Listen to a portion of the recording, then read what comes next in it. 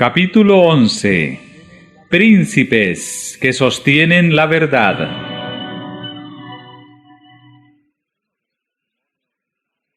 Uno de los testimonios más nobles dados en favor de la Reforma fue la protesta presentada por los príncipes cristianos de Alemania ante la Dieta de Spira, el año 1529. El valor, la fe y la entereza de aquellos hombres de Dios aseguraron para las edades futuras la libertad de pensamiento y la libertad de conciencia.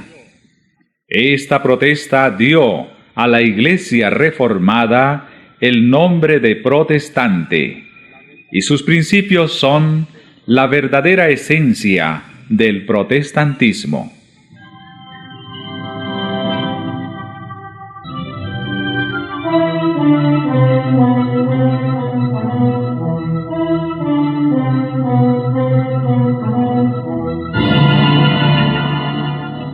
Había llegado para la causa de la Reforma un momento sombrío y amenazante.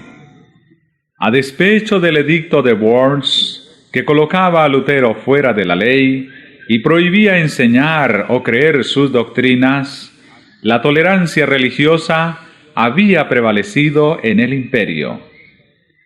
La providencia de Dios había contenido las fuerzas que se oponían a la verdad. Esforzábase Carlos V por aniquilar la Reforma, pero muchas veces, al intentar dañarla, se veía obligado a desviar el golpe. Vez tras vez, había parecido inevitable la inmediata destrucción de los que se atrevían a oponerse a Roma, pero en el momento crítico aparecían los ejércitos de Turquía en las fronteras del Oriente, o bien el rey de Francia o el Papa mismo, celosos de la grandeza del emperador, le hacían la guerra. Y de esta manera, entre el tumulto y las contiendas de las naciones, la Reforma había podido extenderse y fortalecerse.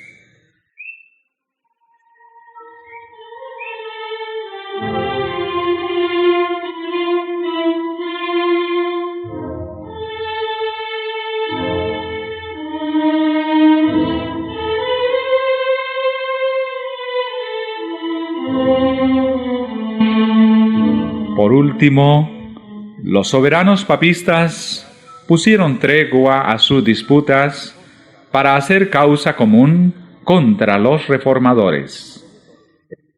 En 1526, la Dieta de Spira había concedido a cada estado plena libertad en asuntos religiosos, hasta tanto que se reuniese un concilio general.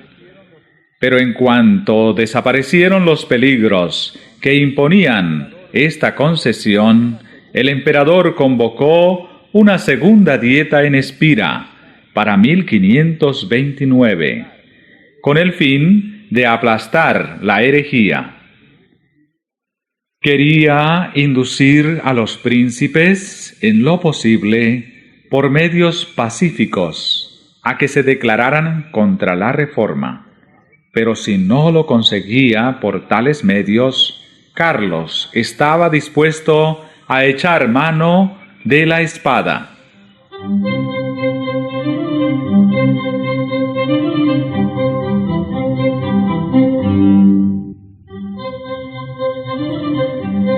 Los papistas se consideraban triunfantes. Se presentaron en gran número en Spira y manifestaron abiertamente sus sentimientos hostiles para con los reformadores y para con todos los que les favorecían. Decía Melanchthon: nosotros somos la escoria y la basura del mundo, mas Dios proveerá para sus pobres hijos y cuidará de ellos. A los príncipes evangélicos que asistieron a la dieta se les prohibió que se predicara el Evangelio en sus residencias. Pero la gente de Espira estaba sedienta de la palabra de Dios y, no obstante dicha prohibición, miles acudían a los cultos que se celebraban en la capilla del Elector de Sajonia.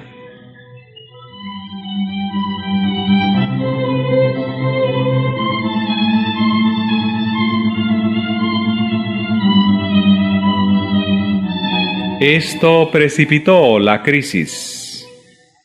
Una comunicación imperial anunció a la Dieta que, habiendo originado graves desórdenes, la autorización que concedía la libertad de conciencia, el emperador mandaba que fuese suprimida. Este acto arbitrario excitó la indignación y la alarma de los cristianos evangélicos. Uno de ellos dijo: «Cristo ha caído de nuevo en manos de Caifás y de Pilato». Los romanistas se volvieron más intransigentes. Un fanático papista dijo: «Los turcos son mejores que los luteranos, porque los turcos observan días de ayuno, mientras que los luteranos los profanan». Si hemos de escoger entre las sagradas escrituras de Dios y los antiguos errores de la Iglesia, tenemos que rechazar aquellas. Melanchthon decía: «Cada día Faber, en plena asamblea, arroja una piedra más contra los evangélicos».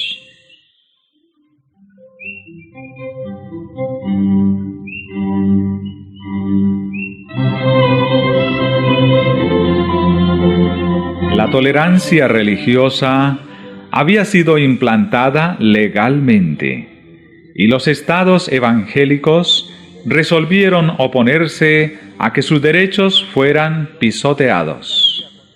A Lutero, todavía condenado por el edicto de Worms, no le era permitido presentarse en Espira, pero le representaban sus colaboradores y los príncipes que Dios había suscitado en defensa de su causa en aquel trance. El ilustre Federico de Sajonia, antiguo protector de Lutero, había sido arrebatado por la muerte. Pero el duque Juan, su hermano y sucesor, había saludado la reforma con gran gozo, y aunque hombre de paz, no dejó de desplegar gran energía y celo en todo lo que se relacionaba con los intereses de la fe.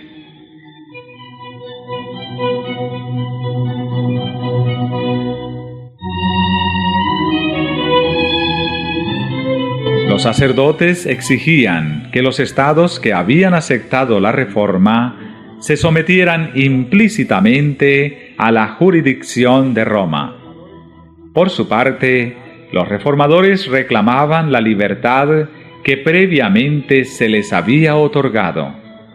No podían consentir en que Roma volviera a tener bajo su dominio los estados que habían recibido con tanto regocijo la palabra de Dios.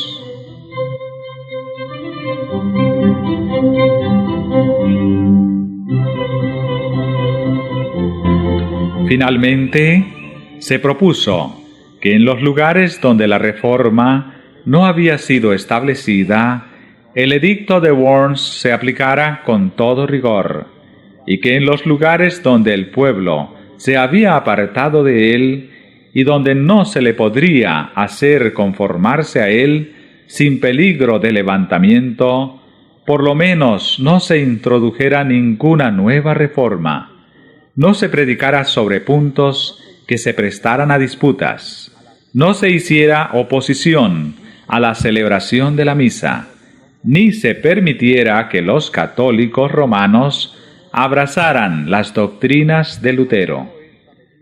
La Dieta aprobó esta medida con gran satisfacción de los sacerdotes y prelados del Papa.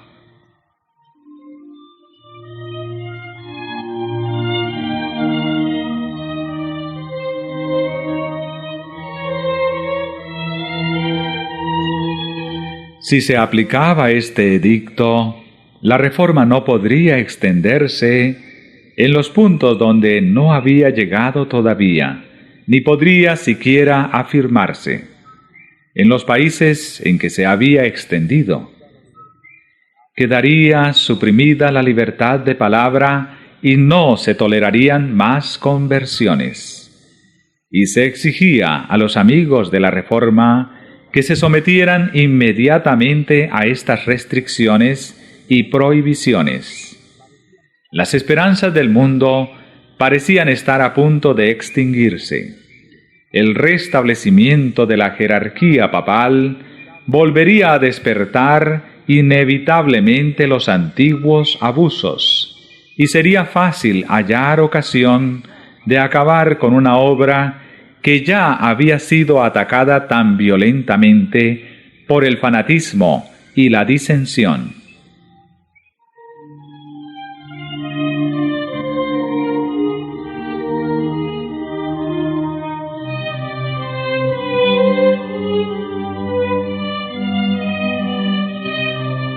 Cuando el partido evangélico se reunió para conferenciar, los miembros se miraron unos a otros con manifiesto desaliento. Todos se preguntaban unos a otros, ¿qué hacer? Estaban en juego grandes consecuencias para el porvenir del mundo. ¿Debían someterse los jefes de la Reforma y acatar el edicto? Cuán fácil hubiera sido para los reformadores, en aquella hora angustiosa en extremo, tomar por un sendero errado. Cuántos excelentes pretextos y hermosas razones no hubieran podido alegar para presentar como necesaria la sumisión. A los príncipes luteranos se les garantizaba el libre ejercicio de su culto. El mismo favor se hacía extensivo a sus súbditos, que con anterioridad al edicto hubiesen abrazado la fe reformada. ¿No podían contentarse con esto? ¿De cuántos peligros no les libraría su sumisión? ¿A cuántos sinsabores y conflictos no les iba a exponer su oposición? ¿Quién sabía qué oportunidades no les traería el porvenir? Abracemos la paz. Aceptemos el ramo de olivo que nos brinda Roma y restañeremos las heridas de Alemania. Con argumentos como estos, hubieran podido los reformadores cohonestar su sumisión y entrar en el sendero que infaliblemente y en tiempo no lejano hubiera dado al traste con la Reforma.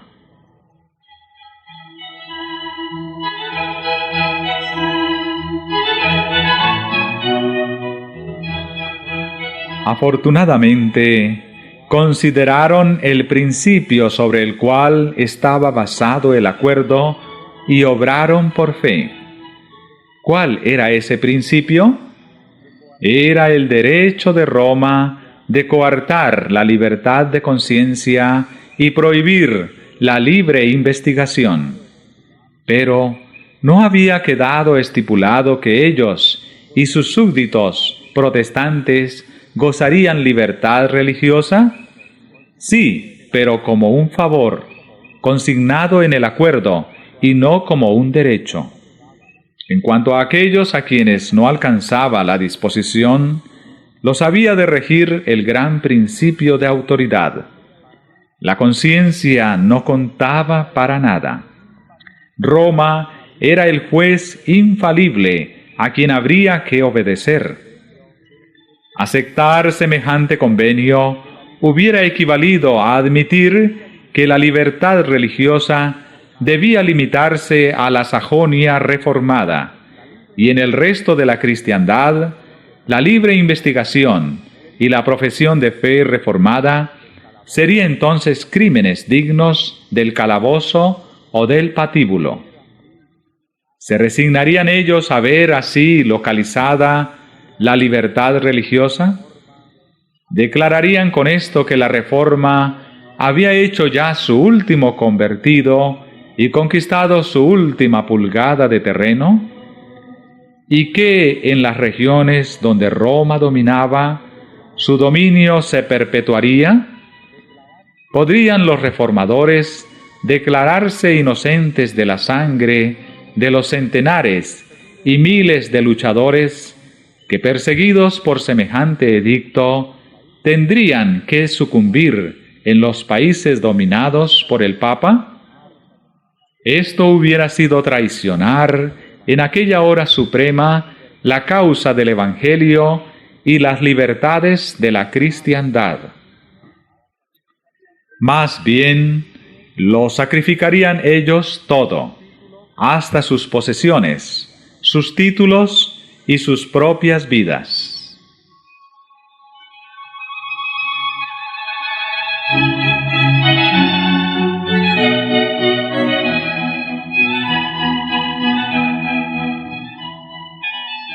Rechacemos este decreto, dijeron los príncipes.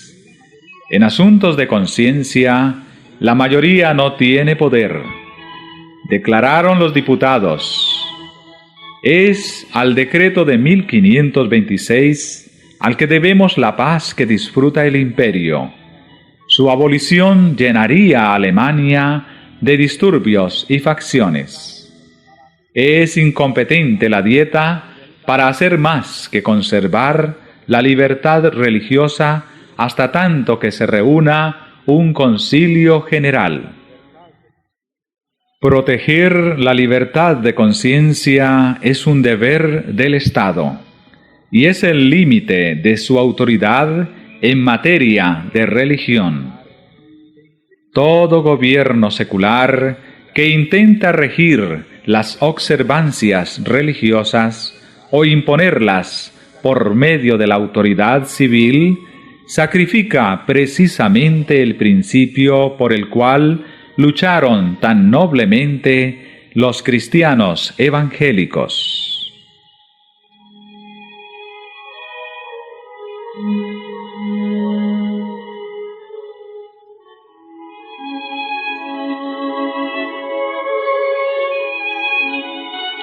Los papistas resolvieron concluir con lo que llamaban una atrevida obstinación. Para principiar, procuraron sembrar disensiones entre los que sostenían la causa de la Reforma e intimidar a quienes todavía no se habían declarado abiertamente por ella.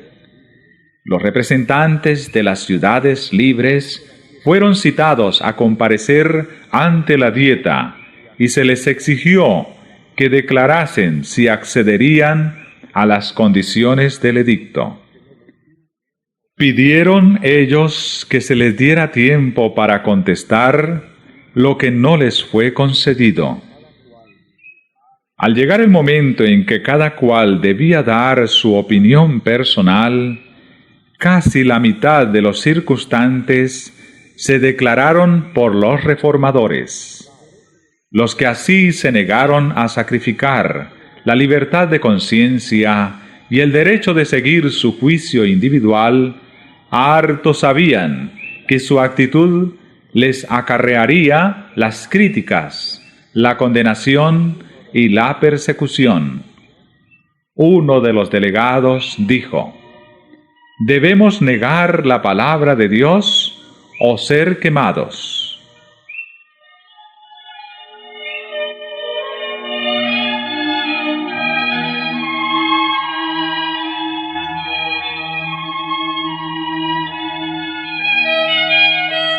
El rey Fernando, representante del emperador ante la Dieta, vio que el decreto causaría serios disturbios, a menos que se indujese a los príncipes a aceptarlo y apoyarlo. En vista de esto, apeló al arte de la persuasión, pues sabía muy bien que emplear la fuerza contra semejantes hombres no tendría otro resultado que confirmarlos más en sus resoluciones. suplicó a los príncipes que aceptasen el decreto, asegurándoles que este acto llenaría de regocijo al emperador. Pero estos hombres leales reconocían una autoridad superior a todos los gobernantes de la tierra y contestaron con toda calma: nosotros obedeceremos al emperador en todo aquello que contribuya a mantener la paz y la gloria de Dios.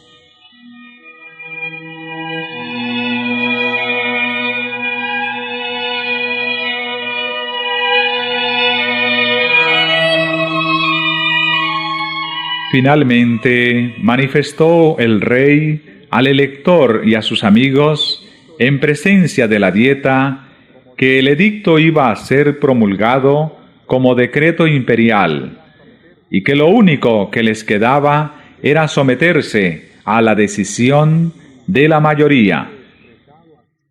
Y, habiéndose expresado así, salió de la asamblea, sin dar oportunidad a los reformadores para discutir o replicar.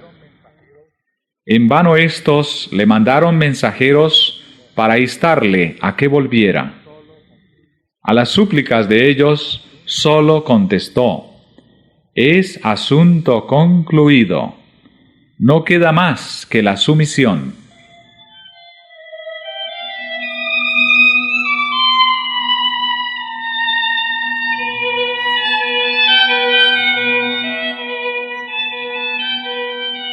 El partido imperial estaba convencido de que los príncipes cristianos se aferrarían a las Santas Escrituras como a algo superior a las doctrinas y a los mandatos de los hombres. Sabía también que allí donde se adoptara esta actitud, el papado sería finalmente derrotado. Pero, como lo han hecho millares desde entonces, mirando las cosas que se ven, se lisonjeó de que la causa del emperador y del papa quedaba firme, y muy débil la de los reformadores. Si estos sólo hubieran dependido del auxilio humano, habrían resultado tan impotentes como los suponían los papistas. Pero, aunque débiles en número y en desacuerdo con Roma, tenían fuerza. Apelaban de las decisiones de la Dieta a la palabra de Dios y del emperador Carlos a Jesucristo, Rey de Reyes y Señor de Señores.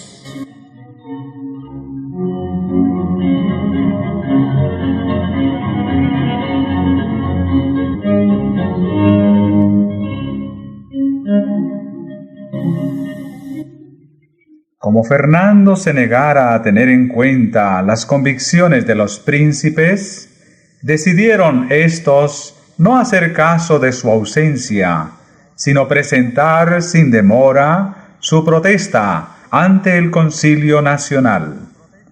Formulóse en consecuencia la siguiente declaración que fue presentada a la Dieta.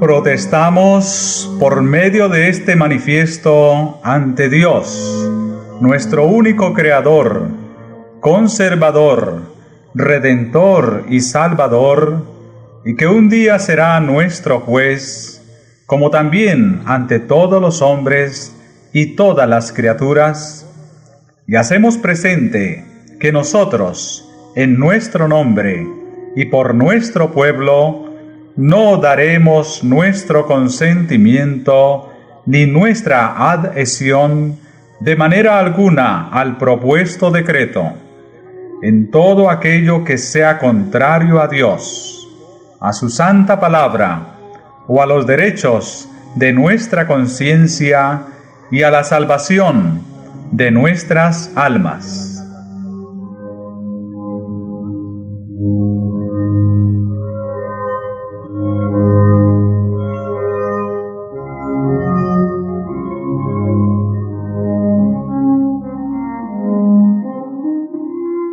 ¿cómo ratificar nosotros este edicto? No podemos admitir que cuando el Dios Todopoderoso llame a un hombre a su conocimiento, no se le permita abrazar este conocimiento divino. No hay doctrina verdadera sino la que esté conforme con la palabra de Dios. El Señor prohíbe la enseñanza de cualquiera otra doctrina. Las Santas Escrituras deberían explicarse con otros textos más claros.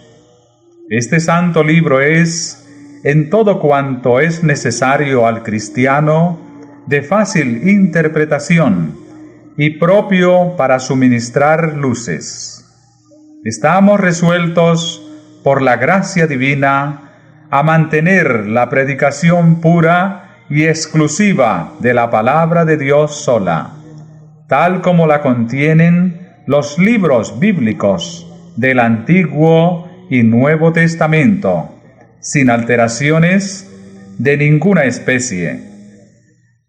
Esta palabra es la única verdad, es la regla segura de toda doctrina y de toda vida, y no puede faltar ni engañarnos. El que edifica sobre este fundamento estará firme contra todos los poderes del infierno, mientras que con cuanta vanidad se le oponga, caerá delante de Dios.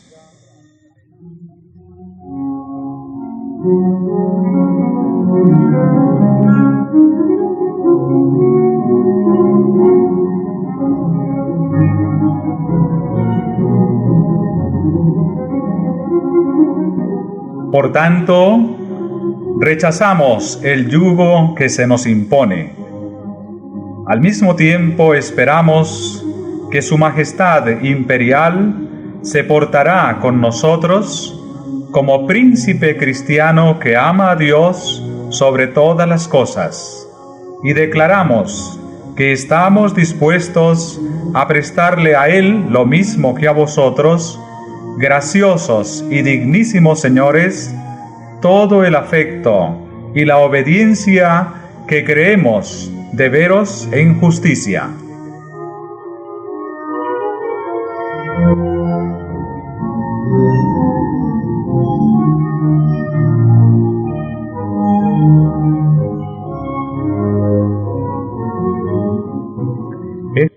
Este acto produjo honda impresión en el ánimo de la Dieta. La mayoría de ella se sorprendió y alarmó ante el arrojo de los que suscribían semejante protesta. El porvenir se presentaba incierto y proceloso. Las disensiones, las contiendas y el derramamiento de sangre parecían inevitables. Pero los reformadores, firmes en la justicia de su causa y entregándose en brazos del Omnipotente, se sentían fuertes y animosos.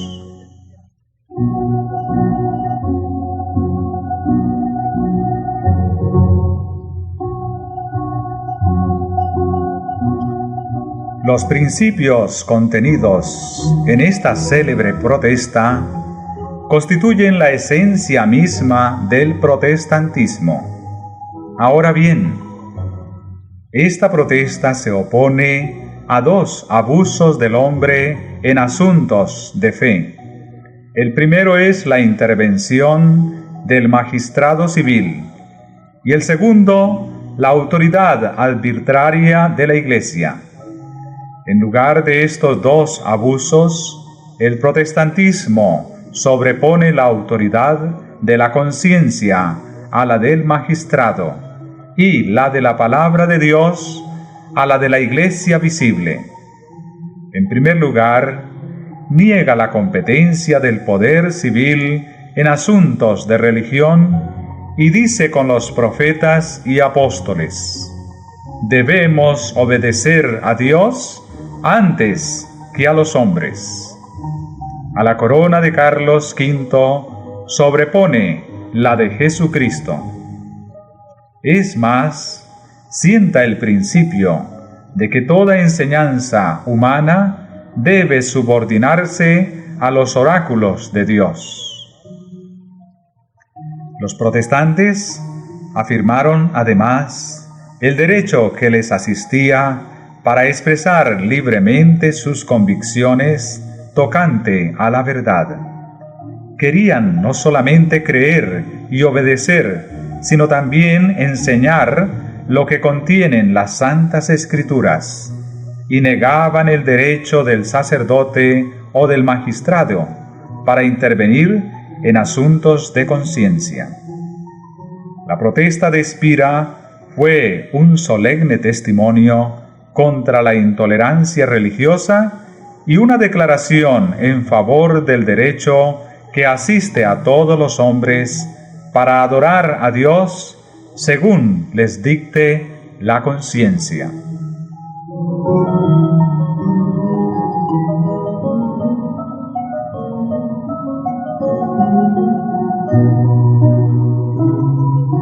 El acto estaba consumado. Grabado quedaba en la memoria de millares de hombres y consignado en las crónicas del cielo, de donde ningún esfuerzo humano podía arrancarlo. Toda la Alemania evangélica hizo suya la protesta como expresión de su fe. Por todas partes la consideraban como prenda de una era nueva y más halagüeña. Uno de los príncipes expresóse así ante los protestantes de Spira: que el Todopoderoso, que os ha concedido gracia para que le confeséis enérgicamente, con libertad y denuedo, se digne conservaros en esta firmeza cristiana hasta el día de la eternidad.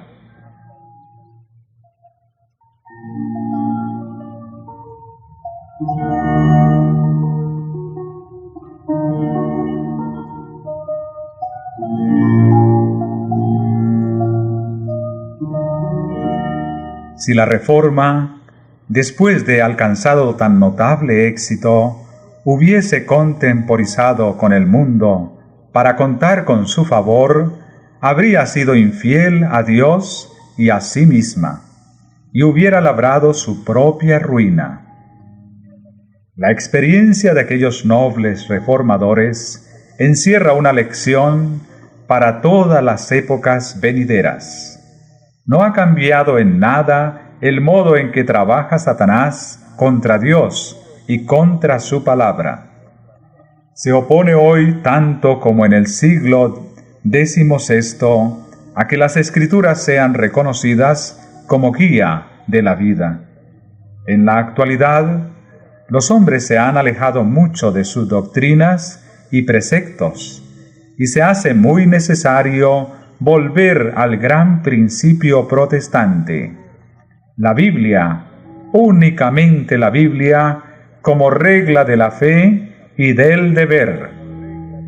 Satanás sigue valiéndose de todos los medios de que dispone para destruir la libertad religiosa.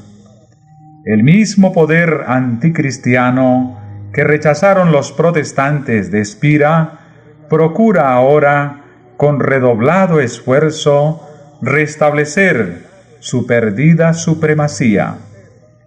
La misma adhesión incondicional a la palabra de Dios que se manifestó en los días tan críticos de la Reforma del siglo XVI es la única esperanza de una reforma en nuestros días.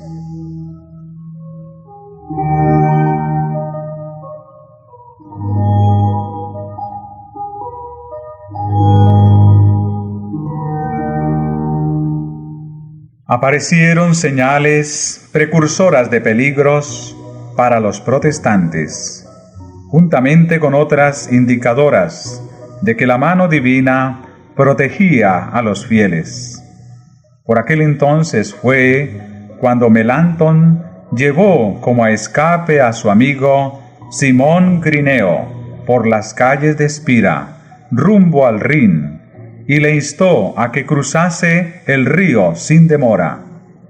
Admirado Grineo deseaba saber el motivo de tan repentina fuga. Contestóle Melantón, un anciano de aspecto augusto y venerable, pero que me es desconocido, se me apareció y me dio la noticia de que en un minuto los agentes de la justicia iban a ser despachados por Fernando para arrestar a Grineo.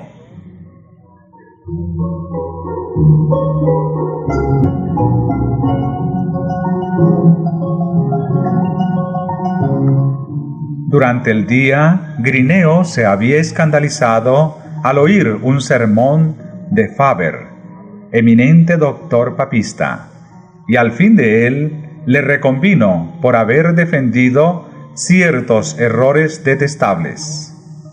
Faber disimuló su enojo, pero inmediatamente se dirigió al rey y obtuvo de él una orden de arresto contra el importuno profesor de Heidelberg. A Melantón no le cabía duda de que Dios había salvado a su amigo enviando a uno de los santos ángeles para avisarle del peligro.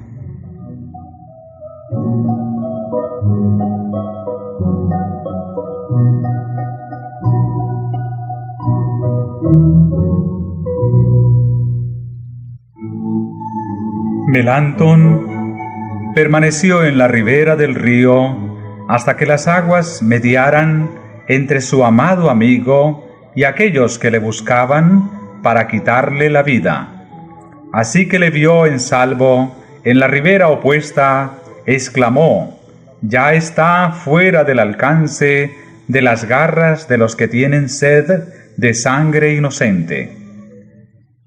De regreso en su casa, se le dijo a Melantón que unos emisarios habían estado buscando a Grineo y registrándolo todo, de arriba abajo.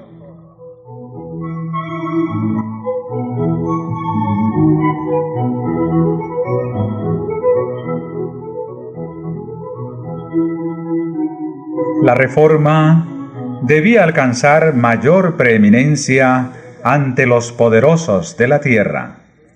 El rey Fernando se había negado a oír a los príncipes evangélicos, pero iban a tener éstos la oportunidad de presentar su causa ante el emperador y ante la asamblea de los dignatarios del Estado y de la Iglesia.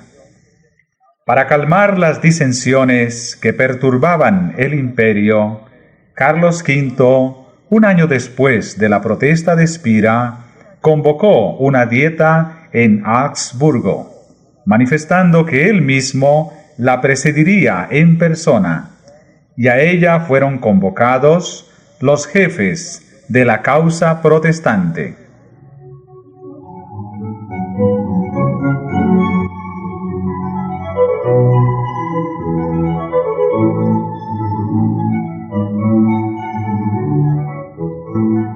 Grandes peligros amenazaban a la reforma, pero sus defensores confiaron su causa a Dios y se comprometieron a permanecer firmes y fieles al Evangelio.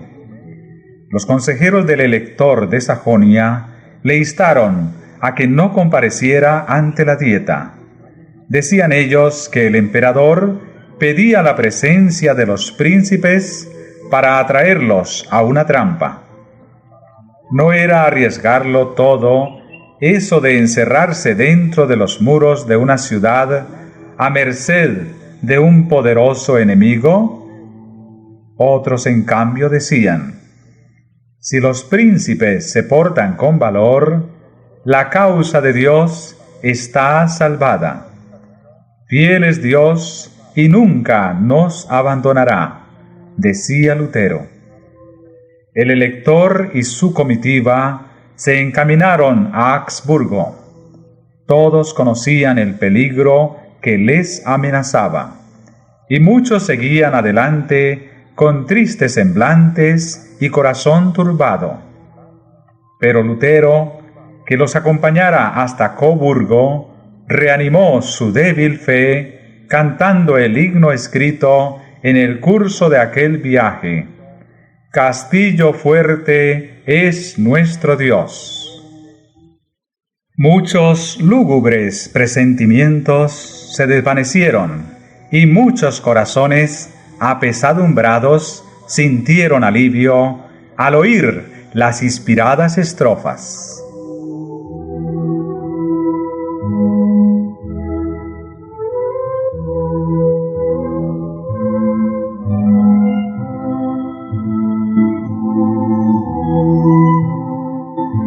Los príncipes reformados habían resuelto redactar una exposición sistemática de sus opiniones, con pruebas de las Santas Escrituras, y presentársela a la Dieta. Y la preparación de ella fue encomendada a Lutero, Melanchthon y sus compañeros. Esta confesión fue aceptada por los protestantes como expresión genuina de su fe, y se reunieron para firmar tan importante documento. Fue esta una ocasión solemne y decisiva.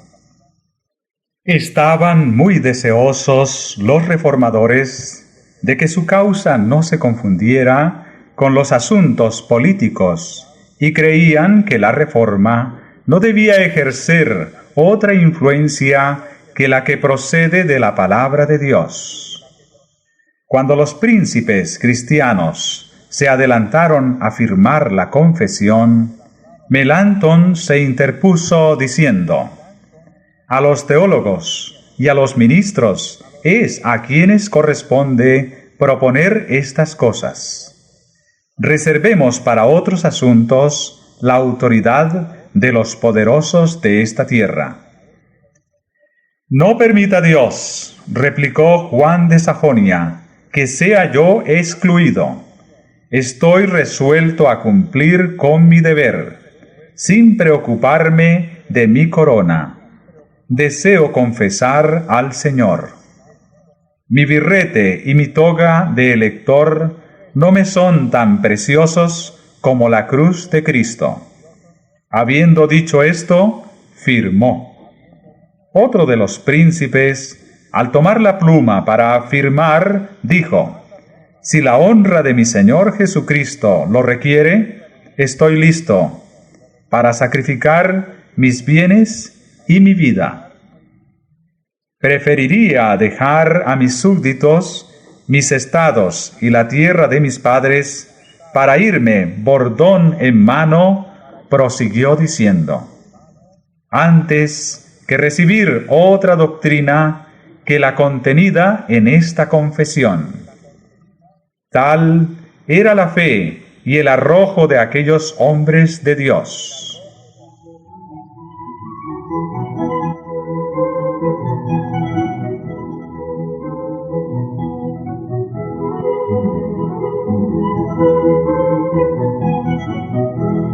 Llegó el momento señalado para comparecer ante el emperador.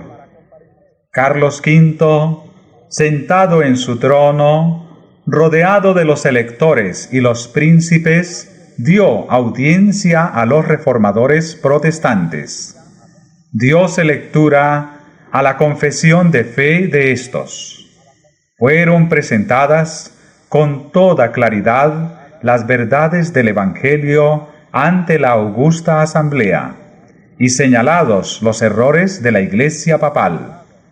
Con razón fue llamado aquel día el día más grande de la Reforma y uno de los más gloriosos en la historia del cristianismo y de la humanidad.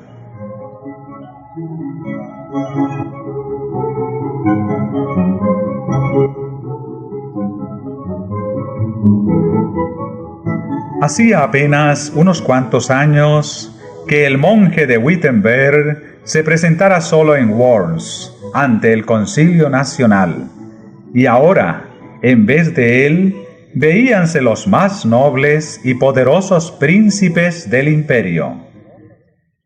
A Lutero no se le había permitido comparecer en Augsburgo, pero estaba presente por sus palabras y por sus oraciones. Me lleno de gozo, escribía, por haber llegado hasta esta hora en que Cristo ha sido ensalzado públicamente por tan ilustres confesores y en tan gloriosa asamblea. Así se cumplió lo que dicen las Sagradas Escrituras: hablaré de tus testimonios delante de los reyes.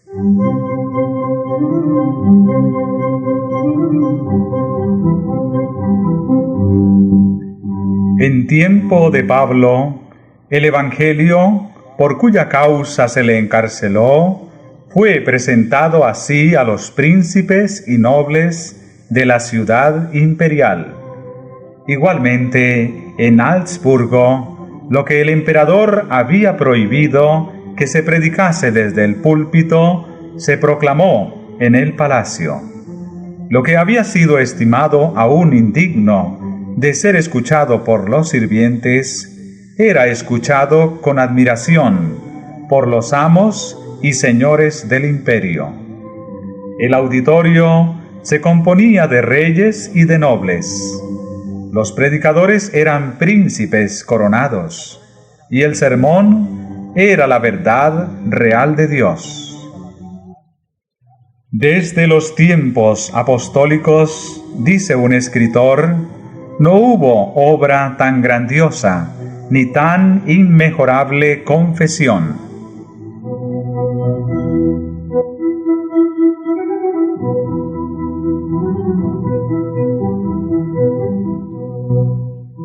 Cuanto ha sido dicho por los luteranos es cierto, y no lo podemos negar, declaraba un obispo papista. ¿Podéis refutar con buenas razones la confesión hecha por el elector y sus aliados? Preguntaba otro obispo al doctor Eck. Sí, lo puedo, respondía, pero no con los escritos de los apóstoles y los profetas, sino con los concilios y con los escritos de los padres. Comprendo, repuso el que hacía la pregunta. Según su opinión, los luteranos están basados en las Escrituras, en tanto que nosotros estamos fuera de ellas.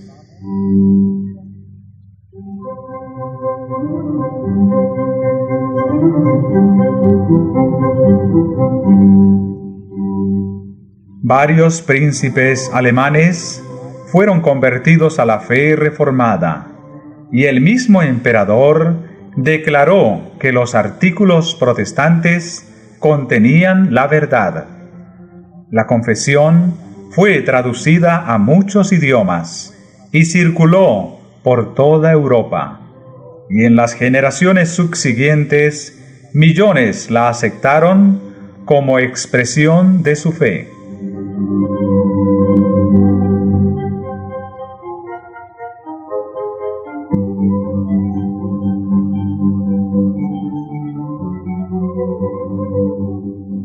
Los fieles siervos de Dios no trabajaban solos.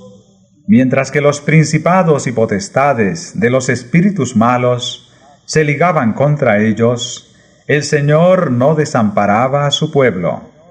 Si sus ojos hubieran podido abrirse, habrían tenido clara evidencia de la presencia y el auxilio divinos, que les fueron concedidos como a los profetas en la antigüedad. Cuando el siervo de Eliseo mostró a su amo las huestes enemigas que los rodeaban sin dejarles cómo escapar, el profeta oró: «Ruégote, oh Jehová, que abras sus ojos para que vea». Y he aquí, el monte estaba lleno de carros y caballos de fuego. El ejército celestial protegía al varón de Dios. Del mismo modo, había ángeles que cuidaban a los que trabajaban en la causa de la reforma. Uno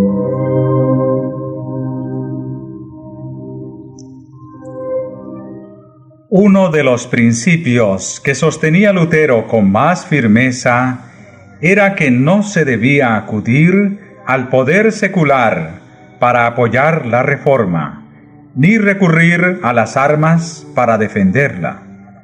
Se alegraba de la circunstancia de que los príncipes del imperio confesaran el Evangelio. Pero cuando estos mismos príncipes intentaron unirse en una liga defensiva, declaró que la doctrina del Evangelio debía ser defendida solamente por Dios. Cuanto menos interviniesen los hombres en esta obra, más notable sería la intervención de Dios en su favor. Todas las precauciones políticas propuestas eran, según su modo de ver, hijas de un temor indigno y de una desconfianza pecaminosa.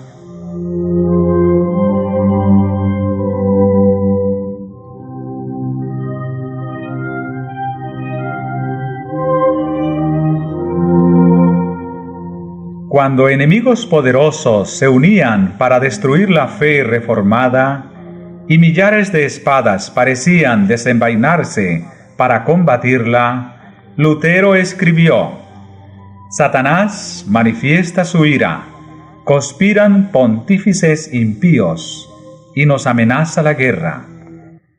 Exhortad al pueblo a que luche con fervor ante el trono de Dios, en fe y ruegos, para que nuestros adversarios, vencidos por el Espíritu de Dios, se vean obligados a ser pacíficos. Nuestra más ingente necesidad, la primera cosa que debemos hacer es orar. Haced saber al pueblo que en esta hora él mismo se halla expuesto al filo de la espada y a la ira del diablo. Haced que ore.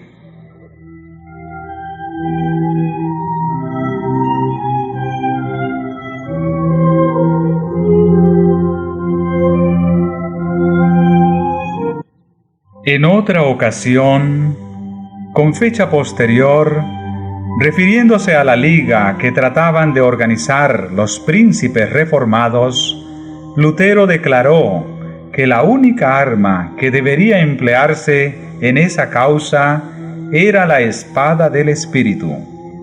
Escribió al elector de Sajonia: no podemos en conciencia aprobar la alianza propuesta. Preferiríamos morir 10 veces antes que el Evangelio fuese causa de derramar una gota de sangre. Nuestra parte es ser como ovejas del matadero. La cruz de Cristo hay que llevarla. No tema su Alteza. Más podemos nosotros, con nuestras oraciones, que todos nuestros enemigos con sus jactancias. Más que nada, evitad que se manchen vuestras manos con la sangre de vuestros hermanos. Si el emperador exige que seamos llevados ante sus tribunales, estamos listos para comparecer. No podéis defender la fe. Cada cual debe creer a costa suya.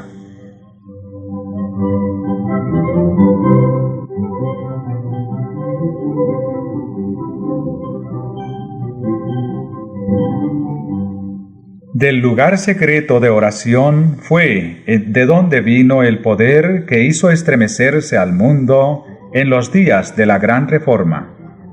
Allí, con santa calma, se mantenían firmes los siervos de Dios sobre la roca de sus promesas.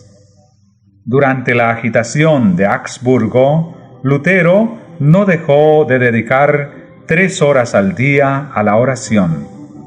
Y este tiempo lo tomaba de las horas del día más propicias al estudio. En lo secreto de su vivienda se le oía derramar su alma ante Dios con palabras de adoración, de temor y de esperanza, como si hablara con un amigo.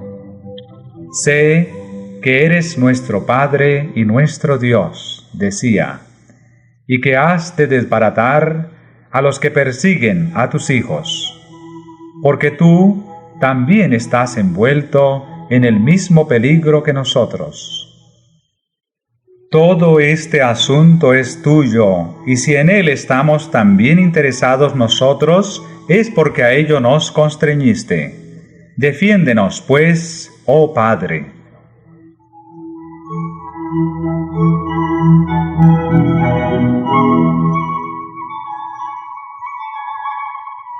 A Melantón, que se hallaba agobiado bajo el peso de la ansiedad y del temor, le escribió: Gracia y paz en Jesucristo. En Cristo digo, y no en el mundo. Amén. Aborrezco de todo corazón esos cuidados exagerados que os consumen. Si la causa es injusta, abandonadla. Y si es justa, ¿por qué hacer mentir la promesa de aquel que nos manda dormir y descansar sin temor? Jesucristo no faltará en la obra de justicia y de verdad. Él vive, Él reina. ¿Qué pues temeremos?